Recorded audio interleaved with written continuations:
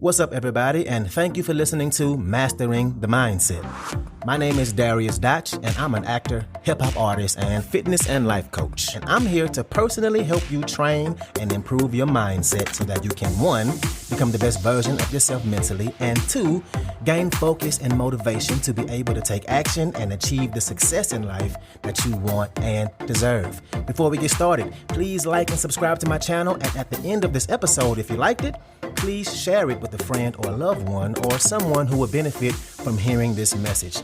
I'm so glad you're here, and I'm ready to go on this journey with you, and that journey begins now.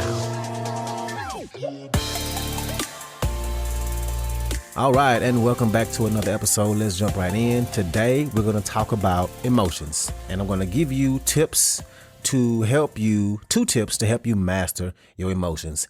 We're going to talk about why your emotions are present, where they come from, why they pop up out of nowhere, it feels like, right? Something happens and it's out of your control, and here comes these emotions. And when they do show up, they're there. We can either just let them be, or we can figure out what to do with them. So let's talk about how to have better control over our emotions and how to understand them better when they do pop up. How can we understand the emotion, why it's there, where it's coming from, why it exists, and when they do come up, how can we control it so we don't just be a mess, right?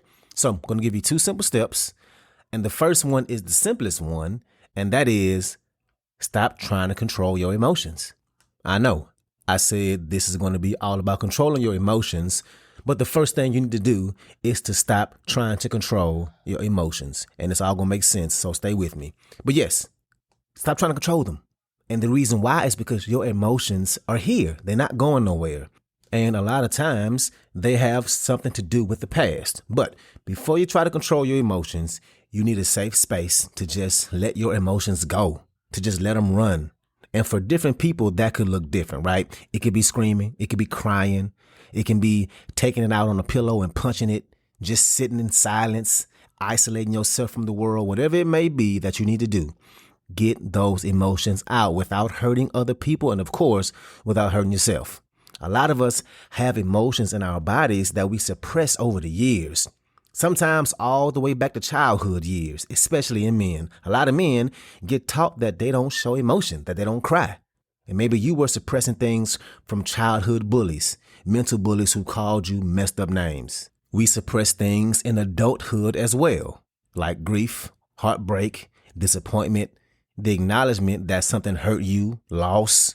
One thing as an actor that I know I've suppressed a lot over the years, and I think a lot of actors do this in general, and it actually used to drive me crazy because my ex at the time was the exact opposite. But as actors, we can suppress the pain of having an audition and not getting the role.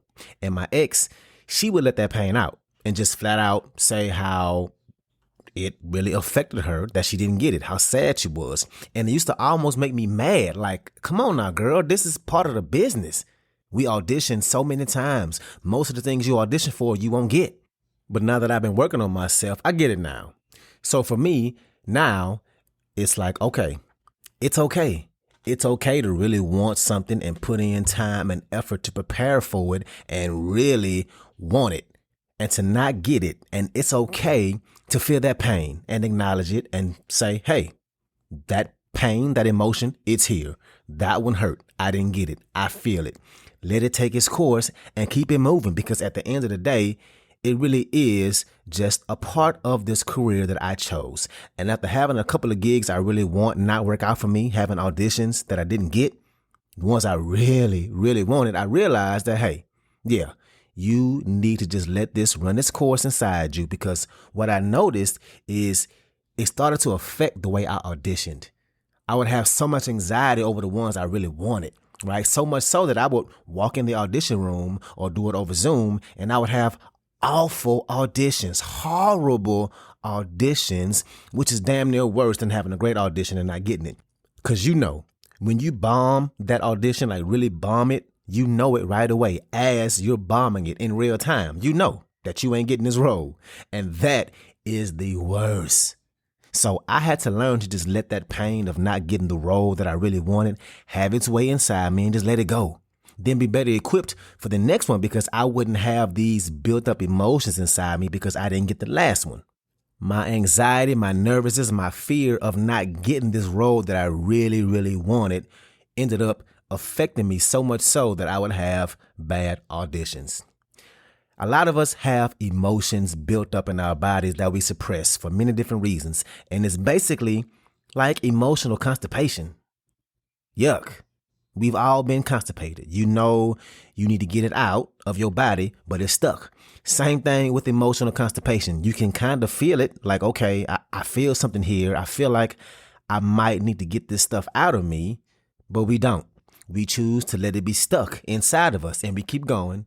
And it's not really a huge deal until you get to a point and you realize that you've been holding it in for way too long. What happens is after a while, it becomes very, very serious. You ever been in a relationship with a person who holds everything in? What happens when it boils over for them? Not good, right? That was me in college. And I'm not proud of this, but I'll share this story with you because I can laugh at it now. But I was in a relationship at the time and look, we were young. So knowing how to communicate our emotions wasn't our strengths, especially for me. But one thing I did at least verbalize was that I don't like it when you talk to me any kind of way. That's always my biggest thing in the relationship. Talk to me the same way I talk to you. If I don't talk to you all crazy, don't do it to me. And I expressed this to my ex at the time. And one day she was in a bad mood about something and I had picked her up from work, me and my roommate, and we were still sitting in the front seat laughing about something. And all of a sudden she yelled at me, "Damn, shut the up," in front of my friend. And I flipped out. I waited until we got in the house because we just pulled up to my place and I didn't want to flip out in front of my friend. But I immediately went upstairs and I flipped out on her. And she wasn't even admitting that she said the thing to me, that she said, "Shut the up" to me in front of my friend. So me, by this point, my little emotional constipation had to come out. And I went and got all her stuff out my room and threw it outside on the front lawn. And she had a lot because she was, for the most part, at my place every night. So you can imagine what that looked like. It looked like what you see in movies. When the woman is throwing the man stuff all on the front yard, on the front lawn. Yeah, that was me. I was the woman in that scenario. My emotions had taken over at that point. And just to be clear, I'm saying I was the woman because of the role, as in if it was a movie, normally you see the woman throwing out the clothes, not because I think women are just emotional like that. Anyway, again, not proud of it, but hey, I'm human. I was young in my 20s. We have to get to a place where we can let those emotions go. Figure out how, where, when, and just let it happen. Let those emotions get outside the body. The first step to controlling your emotions is to stop trying to control them. Stop holding them in. Your body needs to release that energy. And we can look at kids at how they cry or how they show emotions. And we say, oh, wow, kids are so emotional. That child is being emotional. But they're actually releasing it. They're letting it out. So release them, but also figure out how to release them in a safe way. So maybe that's, like I said, letting yourself have that ugly cry. Maybe you need to scream in that pillow or go scream at the moon. Maybe you need to beat up the pillow or just punch the hell out of it repeatedly. Maybe you got to sit in a quiet room and just let the emotions have their way with you, whatever it may be. Me, in the past, that's what I do. I sit in my room and just allow myself to cry. Sometimes you need that, but figure out for yourself what the best way is for you. And one last constipation reference. But the reason why it's good to release it, to not allow the emotional constipation to happen in the first place, is because eventually what you don't want to happen is emotional diarrhea. Emotional diarrhea all over somebody else. Then way too much comes out and you can't control it. Yuck. You run that risk of something happening that don't have nothing to do with the past or the current experience right now, and you just explode all over somebody. And that person doesn't deserve that, right? They don't deserve all your baggage, all your constipation baggage to explode on them in this moment. And whatever visual you may have from that reference, I hope it's a nasty one, because now you can use it. You can understand it better. So step one, stop trying to control that emotion. Let that emotion happen. Number 2 is get curious about your emotions, because a lot of times what could happen is we have the emotion, it's a bad one, we say something to somebody or we have a negative reaction, and then we get embarrassed about it, we apologize for it, or we feel the pain of it, and either way, we wish it away. We don't want it to happen again. We don't want to feel it again, so we run from it and we try to lock it away instead of getting curious about it and figuring out, okay, what was that? Why was that? But before you get curious, I think it's important to let those emotions run through you first. So let's say somebody says something to you and you blow up. Your anger explodes all over this person. Right then is not the best time to try and figure out why it's happening. It's probably impossible because, like I say all the time, when your emotions run high, your logic runs low. And science backs that up. There's a part of your brain that doesn't function properly when your emotions are high. Your prefrontal cortex is affected. So don't try to process anything right then and there. And whatever happens, after you calm down, just get curious about it. Say, okay, this person said this thing to me.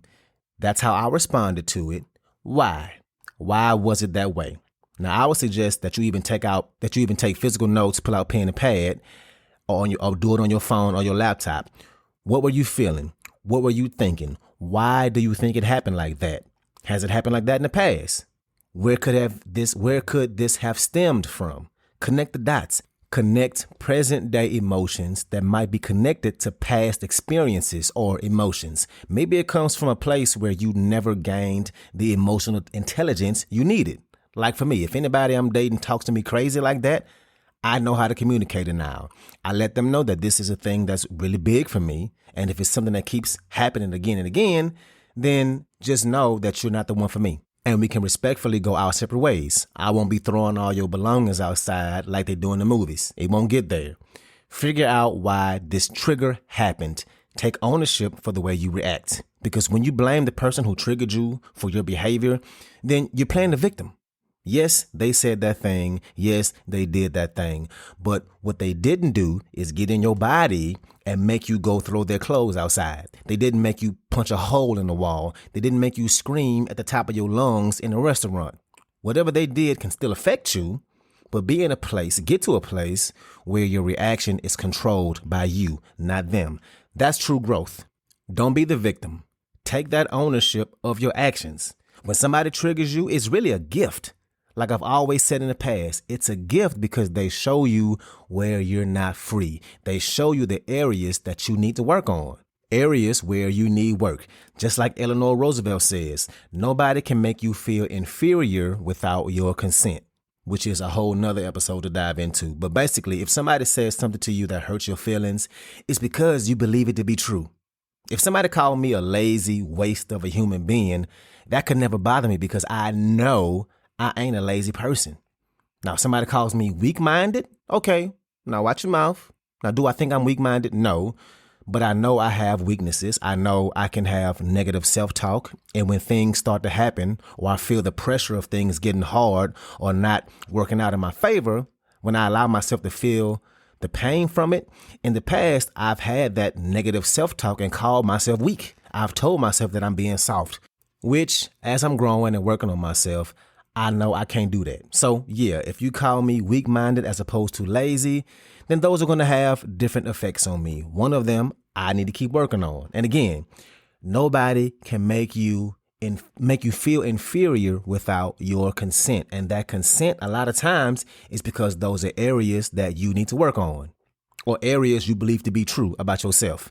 And I'm getting off track here. Like I said, that quote really is a whole episode by itself, which I did one before. Now I think I should do another one. But again, number 2, get curious about that emotion. Why did what happened or what was said to you make you have that reaction? Figure out where it stems from.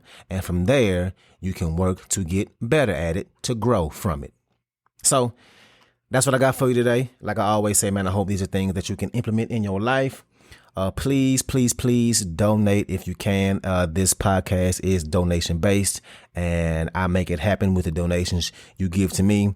I've left the links in the description on how you can donate. If you need more questions or if you have more questions, let me know. And also, please share this thing, man. I'm trying to grow this podcast. I need your help to do it. So let's get it in. Have a great day. And here goes some more Dotch music.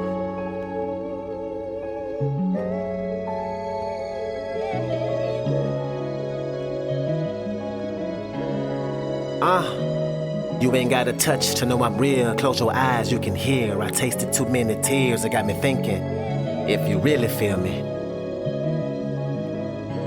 That all makes sense. I feel like this song really touching me. I can feel the rush in me. Oh, what a feeling. It feel like I'm on a high, like I can touch the ceiling. I felt it in my heart right from the beginning. You can tell I'm a Cancer out here talking about my feelings. Not to be too touchy, but your words will never kill me. Hope you felt that. And I've been trying to touch a million. I wanna touch the finer things, wanna touch all kind of things. Take me to the cemetery, let me touch my mama grave. Thinking about my past, I done seen all kind of things. 2020 hindsight, probably shouldn't try some things. Okay, I see now, yeah, I see now. Look me in my eye, tell me what you see, huh? I see progress, I see prosper, I can see the treetops. I swear I hear the birds and that's music to my ears. And I taste one of my tears, thinking how I persevered. But you ain't got a touch to know I'm real. Close your eyes, you can hear. I tasted too many tears, it got me thinking, if you really feel me. That all makes sense. You ain't got a touch to know I'm real. Close your eyes, you can hear. I tasted too many tears, it got me thinking, if you really feel me. That all makes sense. I feel like you feelings never matter to me. I feel like Urkel, family matters to me. Feel me or not, I feel for George Floyd's family. His life matters to me. I feel like I can feel the damage in me. Feel me or not, but I feel like I'm one of the realest rappers I see. I look around, they look the same as far as that I can see. You see it? You see my 3 fingers? You see me let them linger? I made my own lane, won't ever see a blinker. Once saw myself as a failure, let me tell you, the victory never tasted sweeter. And keep my name out your mouth, I hope it tastes like ether. I wanna taste her deepest thoughts and desires, do what it requires to keep her. I make sure she arrive. I watch the news, what a divide, they got us thinking different. And Donald Trump got white people out here thinking ignorant, thinking like some bigots, and think how that make me feel. But you ain't got a touch. Yeah. You see, I can't speak for nobody else but me. But believe me when I tell you, all I want for you to do is feel me. You feel me? You ain't got a touch to know I'm real. Close your eyes, you can hear. I tasted too many tears, it got me thinking. And I'm not looking for no handouts or no pats on the back or no favors. I just want you to feel me. You ain't got a touch to know I'm real. Close your eyes, you can hear. I tasted too many tears, it got me thinking, if you really feel me. It all makes sense.